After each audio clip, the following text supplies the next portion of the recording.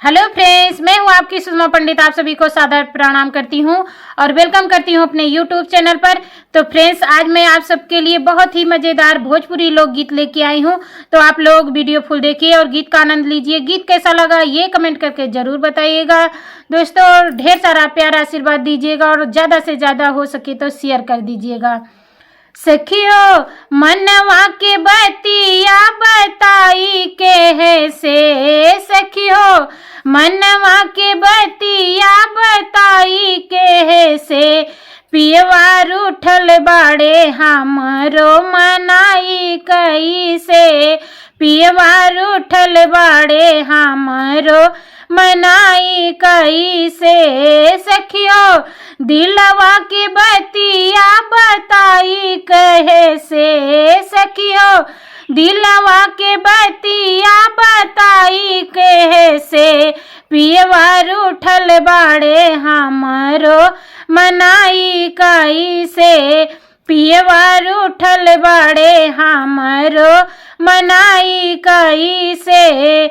3 दिन के रूठल पिया जेवना ना जेवे,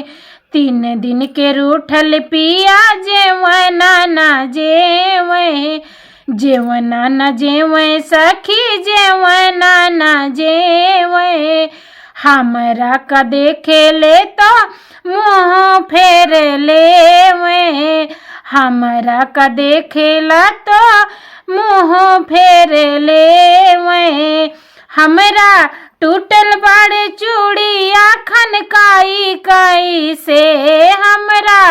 टूटल बाड़े चूड़िया खनकाई कई से, पियवार उठल बाड़े हमरो मनाई कई से, पियवार उठल बाड़े हमरो मनाई कई से, पियवार उठल बाड़े हमरो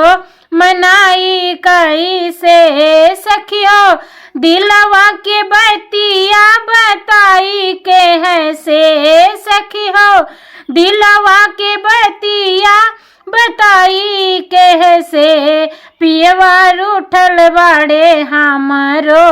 मनाई कई से, पियवार उठल बाड़े हमरो मनाई कई से।